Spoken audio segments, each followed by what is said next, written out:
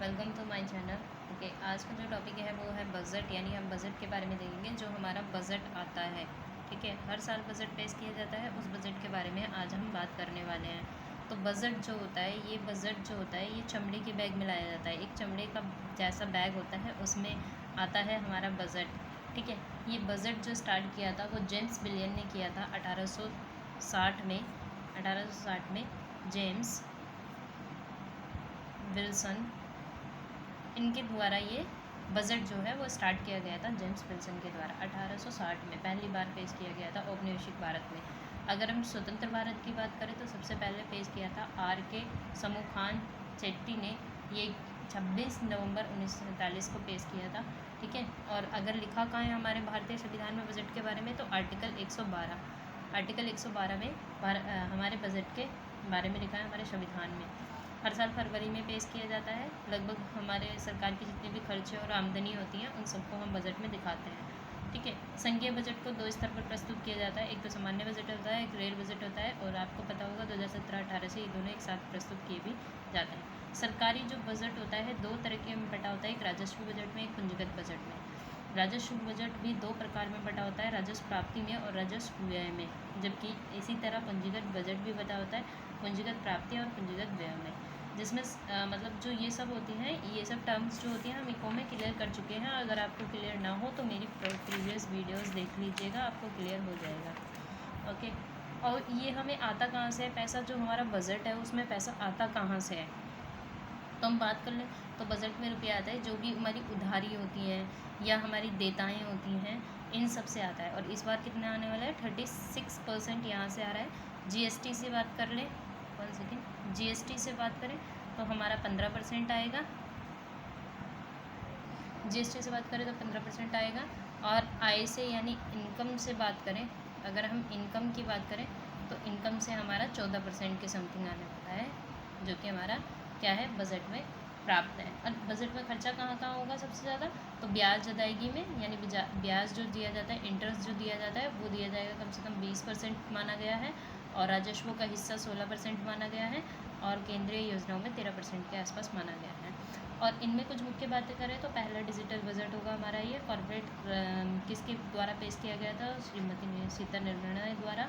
और इनमें कुछ बातें थी, जैसे कि इनमें ध्यान दिया गया है, सबसे पहला सबसे महत्वपूर्ण ध्यान दिया गया है स्वास्थ्य को लेकर, कि स्वास्थ्य के लिए बजट लाएगा, स्वास्थ्य और कल्याण के लेकर, ये कितना कल्याण हो सके।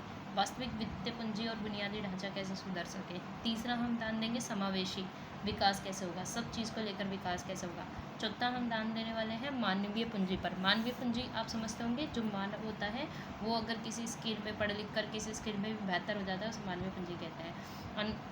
नवोन्मेष और अनुसंधान और विकास पर ध्यान देंगे, यानी नई नई टेक्नोलॉजी लाने में, नई नई चीज़ उन्नत करने में ध्यान दिया जाएगा इस बजट पे। और इस बजट में लास्ट बात की गई थी न्यूनतम सरकार और अधिकतम शासन। शासन अधिकतम होगा, सरकार का हस्तक्षेप न्यूनतम होगा, यानी लाल फीताशाही नहीं चलेगी, यानी डिजिटली ज़्यादा काम किया जाएगा। जो भी काम होगा वो ज़्यादातर डिजिटली होगा और डिजिटली करने से ज़्यादा बेहतर होगा। जैसे कि हम बात भी कर लेते हैं स्वास्थ्य और खुशहाली में किस तरह का वित्त का बंटवारा होगा, जनसंख्या को लेकर, क्षेत्रफल को लेकर, आय को लेकर, बनावरण को लेकर, ठीक है। लगभग कितना जाएगा स्वास्थ्य के लिए? लगभग 2,23,846 करोड़ रुपए इस बार हमने किसके लिए निर्धारित किया है? तो ये हमने स्वास्थ्य और खुशहाली के लिए निर्धारित किया है। जबकि पिछले साल कितना था? तो 94,952 था, यानी 137% ज़्यादा इस बार निर्धारित किया गया है स्वास्थ्य को लेकर। स्वास्थ्य में पीएम आत्मनिर्भर स्वास्थ्य भारत योजना जो है उसको 64,180 करोड़ रुपए दिया जाएगा। और प्रधानमंत्री आत्मनिर्भर स्वास्थ्य भारत योजना के अंतर्गत स्वास्थ्य के लिए राष्ट्रीय संस्थान लाए जाएंगे और 4 वायरोलॉजी के लिए 4 क्षेत्रीय राष्ट्रीय संस्थान भी लाए जाएंगे और राष्ट्रीय रोग नियंत्रण केंद्र भी बनाए जाएंगे। पोषण की बात करें तो पोषण यानी एक मिशन चलाया जाएगा जिसको बोलते हैं मिशन पोषण 2.0 का आरंभ किया गया है, जिसमें पूरे पोषण को देखा जाएगा। इसको लेकर अभियान भी चलाए गए हैं कि सभी का पोषण कैसे पूरा हो सके, यानी सभी को कैसे प्रॉपर तरीके से सब कुछ मिल सके। उसके बाद ध्यान दिया गया है जलापूर्ति में। जलापूर्ति मतलब सबको पानी मिल सके, तो जल मिशन चलाया गया शहरी क्षेत्र में 5 वर्षों के लिए, ठीक है। और 2.86 करोड़ परिवारों को नल का कनेक्शन दिया जाएगा। 500 अमृत शहरों में तरल कचरा प्रबंधन की योजना भी चलाई गई। अगला स्वच्छ भारत और स्वास्थ्य भारत के लिए चलाया गया शहरी स्वच्छ भारत मिशन योजना चलाई गई। स्वच्छ भारत मिशन शहरी में 2.0 के अंतर्गत चलाई गई, जिसमें मलमूत्र का प्रबंधन कैसे कैसे होगा, अपशिष्ट कैसे ख़त्म होंगी, कचरे के स्रोत कैसे ख़त्म करेंगे, सभी जो भी पुरानी डंप साइट हैं यानी जहाँ पर कचरा इकट्ठा होता है उनका उपचार कैसे किया जाएगा।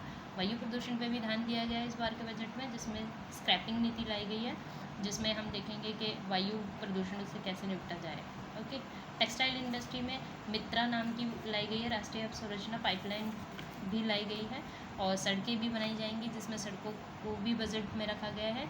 दिल्ली, मुंबई, बेंगलुरु, चेन्नई, कानपुर, लखनऊ, ठीक है, रायपुर, विशाखापट्टनम, चेन्नई, सेलम, गलियारा, अमृतसर, जामनगर, दिल्ली, कटरा, ये सारी सड़क परियोजनाएं बनाई जाएंगी। रेलवे को भी ध्यान दिया गया है और विद्युत अवसंरचना को भी ध्यान देते हुए काम किया गया है, जिसमें बृहद हाइड्रोजन एनर्जी मिशन को लाया गया है। पेट्रोलियम एवं प्राकृतिक गैस को बुलाया गया, जिसमें उज्ज्वला योजना जैसी चीज़ों को ध्यान दिया जाएगा और ज़्यादा से ज़्यादा लाभ मिलेगा लाभार्थियों को, ठीक है। जम्मू कश्मीर में नई गैस प्लांट लगाए जाएंगे और विनिवेश भी किया गया है कुछ, तो BPCL का भी विनिवेश किया जाएगा, एयर इंडिया का भी निवेश किया जाएगा, शिपिंग कॉरपोरेशन ऑफ इंडिया का, कंटेनर कॉरपोरेशन ऑफ इंडिया का, IDBI का, BEML का, पवन हंस का। Thanks for watching my channel. आपको कैसे लगी ये वीडियो ज़रूर बताना।